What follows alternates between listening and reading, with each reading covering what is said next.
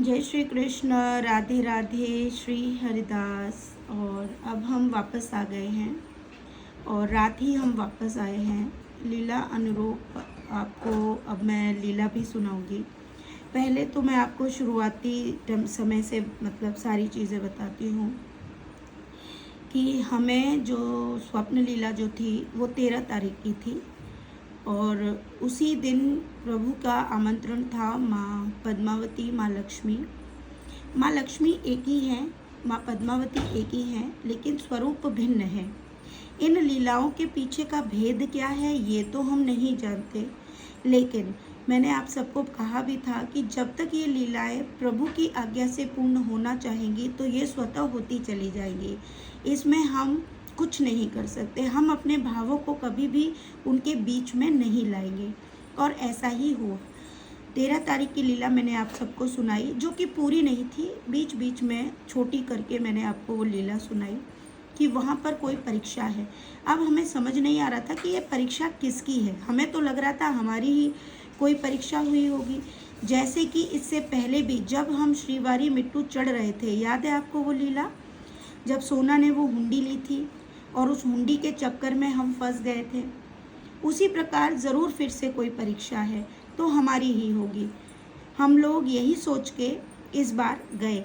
14 तारीख को हम निकल गए थे। इस बार एक भक्त का भी जाना हुआ साथ में, और वो भक्त जो है घर पे कभी कभी प्रभु को के मतलब लीलाओं अनुरूप सेवा प्रदान करने के लिए आती है, जो उनकी छोटी छोटी सेवाओं में हाथ बटाती है।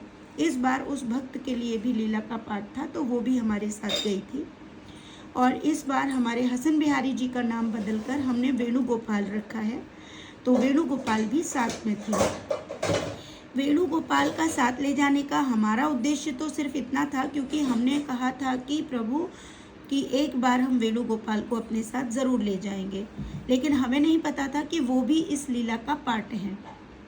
हम आगे बढ़ गए हैं। हम मॉर्निंग में यानी 14 तारीख की 5:45 पे दिल्ली से हमारी फ़्लाइट थी, जो कि 8:35 पे हम तिरुपति पहुंच गए हैं। तिरुपति पहुंचने के बाद सबसे पहले हमने ब्रेक दर्शन टिकट लिया। टिकट लेने के बाद हम माँ पद्मावती के दर्शन के लिए गए। धूप बहुत अधिक थी, गर्मी भी बहुत ज़्यादा थी।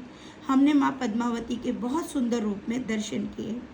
दर्शन के बाद हम वेणुगोपाल को भी अपने साथ लेके गए, लेकिन क्योंकि किसी भी रूप में प्रभु का अंदर ले जाना वर्जित है, इसलिए प्रभु को हमने बाहर से ही उनके द्वारा नारियल फोड़वाया और उनको फूलों की माला पहनाई। लेकिन वहाँ पहुँचते ही फूल वाली जो माताएं थी, उन्होंने वेणुगोपाल को इतना प्रेम दिया कि जो शब्दों में बताया नहीं जा सकता। वो सब आपको जब नेक्स्ट वीडियो आएगी सब देखने को मिलेगा।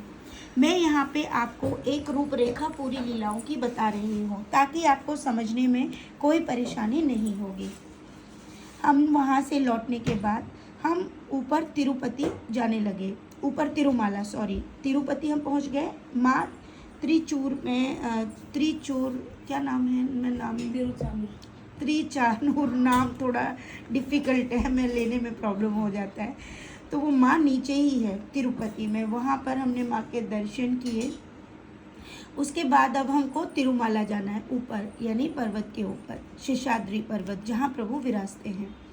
हम चले गए। हमने सोचा कि हम शायद पैदल यात्रा करेंगे, लेकिन गर्मी इतनी ज़्यादा थी, साथ में वेणुगोपाल साथ थे, तो हमको वो जाना ठीक नहीं लगा और हम डायरेक्ट ऊपर पहुँच गए।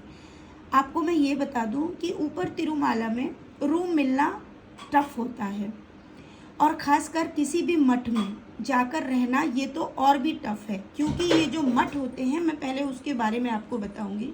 ये मठ क्या है? मठ एक तरह से आश्रम आप कह सकते हैं। इन आश्रमों में उन्हीं को रहने का पहला फैसिलिटी है जो वहाँ पर डोनेशन देते हैं, जिनके द्वारा वो बनाए गए हैं, जो साल में सिर्फ 2 महीने ही रह सकते हैं। डोनेशन की संख्या 25 लाख, 50 लाख, करोड़, चाहे आप जितना भी देते हैं, तो आपको साल में 2 महीने रहने के लिए तिरुमाला में मिल जाएगा। चाहे आप उसे छोटी छोटी अवधियों में रहो या डायरेक्ट पूरे 2 महीने की अवधि में रहें। ठीक है, इस प्रकार से इन मठों में रहा जाता है। अन्यथा बाकी कोई समय जब सीजन ना हो तो उस समय पर भी उसमें भक्त रहना शुरू कर देते हैं, मतलब किराए पर वो देने लगते हैं, पर सभी को नहीं मिलता है। दूसरा, हिंदी लोगों को मठों में कम ही रहने को मिलता है। ज़्यादातर वहाँ पर तेलुगु संप्रदाय से जो वहाँ के ही हैं, निवासी हैं, उन्हीं को उन मठों में रहने की व्यवस्था होती है, वो भी किराए के रूप में। ठीक है, ये तरीका है मठों में रुकने का। अभी तक ये हमारा 7वीं बार तिरुपति जाना हुआ। अभी हमें पता नहीं है कि ये लीला क्या है और आगे क्या होने वाला है। हम हर बार की तरह हमने मठ के जो पंडित थे उनको फ़ोन किया था कि हम आ रहे हैं, लेकिन इस बार थोड़ा और जल्दी था तो उन्होंने कहा कि व्यवस्था मुश्किल है। हमने कहा कि हर बार ही वो ऐसा कहते हैं, इस बार भी हो ही जाएगा। 6 बार तो प्रभु ने मठ में ही रखा है, इतना सुंदर तरीके से दिया है, इस बार भी होगा। हम यही सोचकर पहुंच गए। जब हम वहां पहुंचे तो मठ में हमें स्थान नहीं मिला। उसका रीज़न ये था, उनका कहना था कि मठ में जितने भी डोनर्स हैं उन सबको वहां आना है और बहुत बड़ा यज्ञ और हवन है, जिसके कारण कमरे उपलब्ध नहीं हैं। हमने कहा चलो कोई बात नहीं, हमने कहा कहीं और व्यवस्था करा दीजिए। तो उन्होंने एक दूसरे मठ का हमें नाम दिया और बोला वहाँ जाके आप पता कर लीजिए। जब हम वहाँ गए तो वहाँ पर हमें पता चला कि सिर्फ सुबह 7 बजे तक ही हम वहाँ रुक सकते हैं और हमारे ब्रेक दर्शन का जो टाइम था वो 10:15 था। हम अब परेशान हो गए। परेशान होने का कारण ये था, लगेज तो आप कहीं भी रख सकते हो, लेकिन प्रभु यानी कि हमारे वेणुगोपाल हमारे साथ थे, इन्हें हम कहीं भी छोड़ के कैसे जा सकते हैं। इसी चिंता में हम 7 बजे सब तैयार हुए, मैं और ये जितने भी हम 3 लोग साथ थे, हम तैयार हुए। वेणुगोपाल को हमने तैयार किया और उसके बाद हम दोबारा से उन्हीं पंडित जी के पास पहुँचे जिन्होंने हमें यहाँ का रास्ता बताया था। हमने उनसे कहा कि आप हमें कोई ऐसा स्थान दे दो ताकि हम दर्शन करके आएँ, तब तक वेणुगोपाल रुक सके। गोद में वेणुगोपाल थे और वो वेणुगोपाल की तरफ बहुत आकर्षित हो रहे थे, बहुत प्रेम कर रहे थे और उनसे आशीर्वाद भी ले रहे थे। लेकिन एक बात समझ से बाहर थी और वो थी इस प्रकार कि जब उन्होंने कहा कि नहीं, कमरा तो नहीं मिल पाएगा क्योंकि यहाँ पर हवन होना है भगवान नारायण का। ठीक है, अब ये जो चीज़ थी उसको सुनकर मुझे समझते देर नहीं हुई कि अब क्या होने वाला है। लेकिन हमने उनसे फिर भी कहा कि आप किसी दूसरे मठ में बात कर लीजिए। जब उन्होंने कहा कि ठीक है, सामने 2 मठ हैं, एक बार आप बात कर लीजिए, मैं फ़ोन कर देता हूँ। हम सामने वाले मठ में गए, हमने वहाँ पर भी पूछा तो उन्होंने कहा 4 बजे तक ही आपको रूम मिलेगा। हम लोग फिर टेंशन में हो गए क्योंकि रात तो हमने एक दूसरे मठ में निकाल ली थी। लगेज लेके हम घूम रहे थे। प्रॉब्लम लगेज की थी ही नहीं, प्रॉब्लम थी वेणुगोपाल की। वेणुगोपाल को मंदिर में प्रवेश हम करा नहीं सकते थे क्योंकि ये अलाउड नहीं है। हमने कहा पता नहीं प्रभु इस बार आपने आने की ज़िद क्यों की, और ये माँ लक्ष्मी भी पता नहीं कौन सा टेस्ट ले रही है, हमें समझ ही नहीं आ रहा। मैंने कहा पर कोई बात नहीं, कोई भी चीज़ होगी नहीं। लेकिन हमें 4 बजे तक रूम मिल गया था और हमने वेणुगोपाल को वहाँ पर फूल तो बहुत सारे मिलते हैं, फूल से पूजा अर्चना करने के बाद उनको नाश्ता कराया। प्रभु को पूरा भोग प्रसाद सब कंप्लीट करने के बाद 9 बजे हम अपने क्यू में जाके लग गए जहाँ से हमारे ब्रेक दर्शन होने थे। ब्रेक दर्शन करते करते हमें 12 बज गया था और 12 बजे हम लोग रिटर्न आए। रिटर्न आने के बाद अब हमको रात की चिंता सता रही थी कि अगर 4 बजे हमें रूम खाली करना पड़ा तो अब हम कहाँ रुकेंगे, वेणुगोपाल को हम कहाँ रोकेंगे। टेंशन सिर्फ ईश्वर की थी। अब रुकने के लिए तो हम सड़क पे भी रुक सकते हैं, वहाँ तो कहीं भी आप रुक सकते हैं, वैकुंठ है, लेकिन निद्रा का कोई भरोसा नहीं है। हम सो जाएं और प्रभु को कहीं कोई उठा, भय था अलग अलग, क्योंकि हमारा छोटा सा बालक है। हमने कहा प्रभु ये लीला आपकी सब समझ तो आ रही है लेकिन कुछ समझ नहीं रहे, माँ ये आप करना क्या चाह रही हैं। लेकिन हम ये सारी चीज़ होते हुए भी हम अपने सारे कार्य करते जा रहे थे। वहीं पर जो साथ में भक्त गई थी कंचन, उसने अपने केशों का दान दिया क्योंकि उसने कहा था कि मैं जब भी मैया के साथ जाऊंगी तो मैं अपने केशों का दान करूंगी। तो उसने अपने केशों का दान किया। उसके बाद हम वरा भगवान के दर्शन किए, प्रभु दर्शन, हमारा सारा काम कंप्लीट रहा। हम थोड़ा सा विचलित, जितने भी हम विचलित हो रहे थे प्रभु को लेकर ही हो रहे थे, यानी वेणुगोपाल को। मुझे समझ नहीं आ रहा था कि इस बार ऐसा क्या हुआ, क्योंकि ये हमारा 7वां टाइम था जब हम तिरुपति गए। आज तक कभी ऐसा नहीं हुआ, जबकि अब की बार प्रभु साथ है तो जल्दी कमरा इजीली मिलना चाहिए था, इस बार नहीं मिला। अचानक से लीला याद आ गई। अच्छा वो परीक्षा हमारी नहीं थी, वो परीक्षा थी मंदिर के उन्हीं पंडित जी की जिनके यहाँ नारायण जी की पूजा, यज्ञ और हवन होने वाला था। मुझे वो लीला याद आ गई जब माँ यशोदा के यहाँ दुर्वासा ऋषि पहुँचे थे और उन्होंने माँ से कहा कि हमें नारायण को अपना अनुष्ठान पूरा करना है और अनुष्ठान के लिए हमें कुछ वस्तुएं चाहिए, उन वस्तुओं के लिए भोग लगाने के लिए। और उस वक्त बाल कृष्ण उस भोग को खा जाते थे और वो अपने ज्ञान के चक्कर में वो कहते थे कि देखिए ये बालक जो है बार बार भोग खा जाता है, जबकि भगवान उनको किसी न किसी भेष में कुछ न कुछ बता रहे थे। लेकिन ज्ञान और अहंकार और माँ लक्ष्मी की ये लीला समझते देर न लगी, क्योंकि द्वार पे तो पंडित जी के वेणुगोपाल खड़े थे जो बाल रूप में थे, जिनसे वो आशीर्वाद तो ले रहे थे लेकिन उनको स्थान नहीं दे पा रहे थे। जबकि मैं ये नहीं कहूँगी कि एक स्थान या एक कमरा देना इतने बड़े आश्रम में कोई बड़ी बात नहीं थी। बहुत अच्छे से समझ आ गई थी लीला, वो परीक्षा हमारी नहीं थी। माँ लक्ष्मी, माँ पद्मावती उन्हीं की परीक्षा ले रही थी जिनके लिए यज्ञ और हवन किया जा रहा है, जहाँ पर स्वयं दर्शन देने के लिए वेणुगोपाल पहुँचे थे। लेकिन कुछ भी समझ नहीं आ रहा था। हमें बाद में हंसी भी आ रही थी। हमने कहा माँ तेरी लीला अपरंपार है, क्योंकि तेरी इस लीला को समझ पाना इस संसार में किसी के बस की बात नहीं।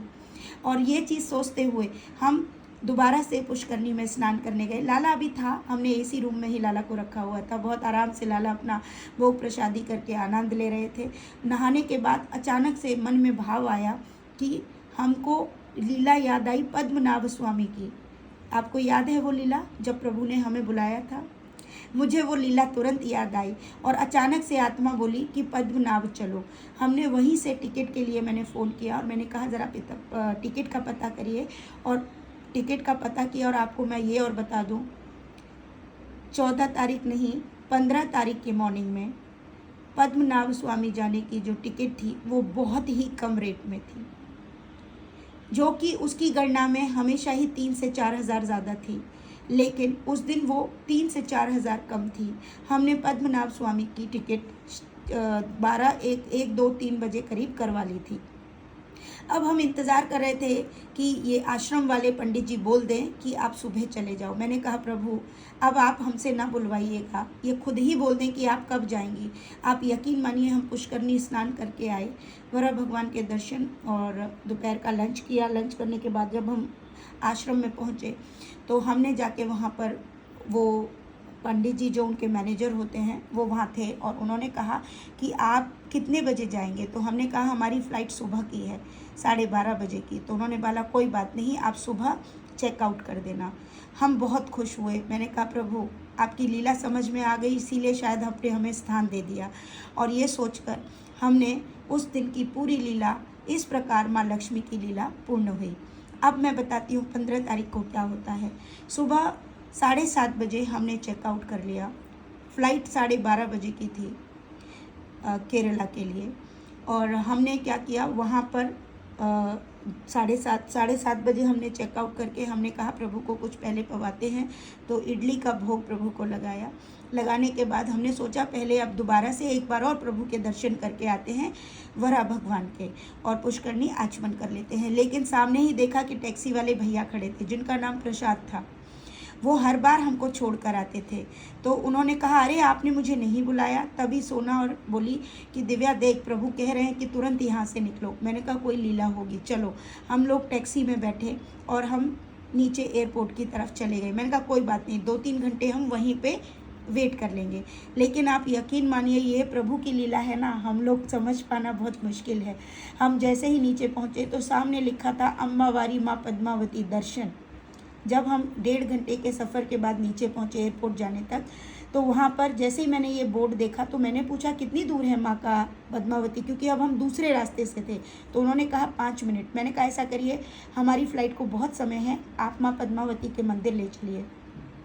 हम माँ पद्मावती के मंदिर और उनके वहाँ पुष्करनी में आचमन किया।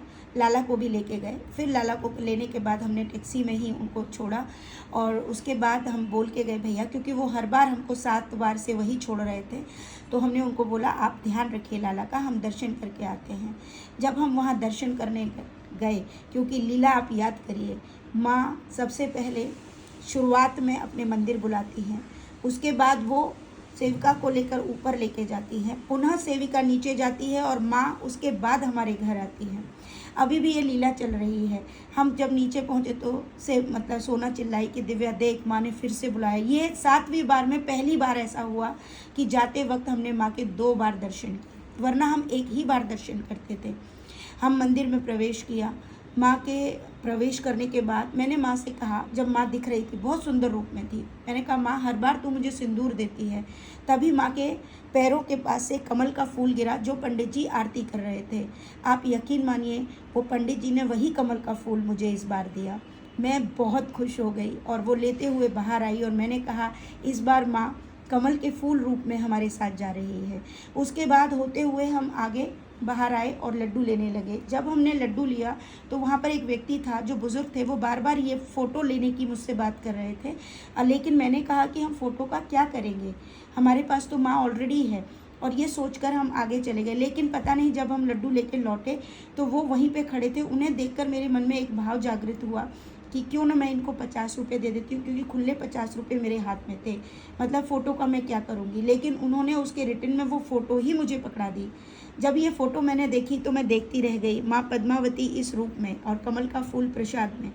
समझते देर नहीं लगी कि माँ इसी रूप में इस बार हमारे साथ जा रही है। अब आपको मैं बता दूँ, जब भी प्रभु का घर बनेगा, मैं नहीं जानती कब होगा, लेकिन ये है कि हमारा प्रयास जारी है। तो माँ जिस रूप में भी वहाँ विराजेंगी वो तो विराजेंगी ही, ठीक है। अब माँ का जो रूप होगा, जो भी सेवा भाव होगा, वो उसी वक्त आप सबको बताया जाएगा। लेकिन माँ का प्रवेश तो हो ही गया था।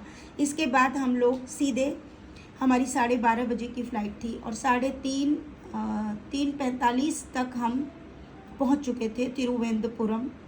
और उसके बाद त्रिवेंद्रम ना, हाँ मतलब वही तिरुवनंतपुरम, वही तिरुवनंतपुरम। मेरे को ना बहुत कन्फ्यूज़न हो जाता है नाम का बहुत, और मैं भूल भी जाती हूँ आजकल। हम लोग पहुँच चुके थे और उसके बाद अब हमने वहाँ पे पूछा कि हमें वहीं जाना है जहाँ पद्मनाभ स्वामी जी का मंदिर है, हमको वहीं स्टे करना है ताकि हम उनके दर्शन बहुत अच्छे से कर सकें। जब हम आगे की तरफ बढ़े तो आपको मैं बताऊँ, वहाँ पर हमने बहुत सारी चीज़ें देखी। वहाँ पे क्रिश्चियन मेजॉरिटी बहुत ज़्यादा है और पद्मनाभ स्वामी मंदिर के आसपास जो है वो सभी पंडित और ब्राह्मण हिंदुओं का पूरी अच्छी मेजॉरिटी है। हम लोगों ने वहीं पे रुकना अच्छा समझा। जब हम वहाँ गए तो मैं आपको बता दूँ, लाला को हमने रूम में, एसी रूम था, काफ़ी अच्छा रूम दिया हमको उन्होंने। और वहाँ से प्रभु का सिर्फ 500 मीटर की दूरी पे ही प्रभु का मंदिर था, वेस्ट गेट की तरफ। हमने लाला के लिए वहाँ बिठाया और सोचा लाला के लिए जल्दी से फूल माला और कुछ खाने के लिए लेकर आते हैं, और हम लोग तीनों निकल गए। जैसे ही हम सामने पहुँचे, हमें नहीं पता वहाँ पुलिस वाले थे, उनको लगा हम मंदिर के बारे में पूछ रहे हैं, तो उन्होंने कहा मंदिर खुला है, भागो जल्दी जल्दी भागो।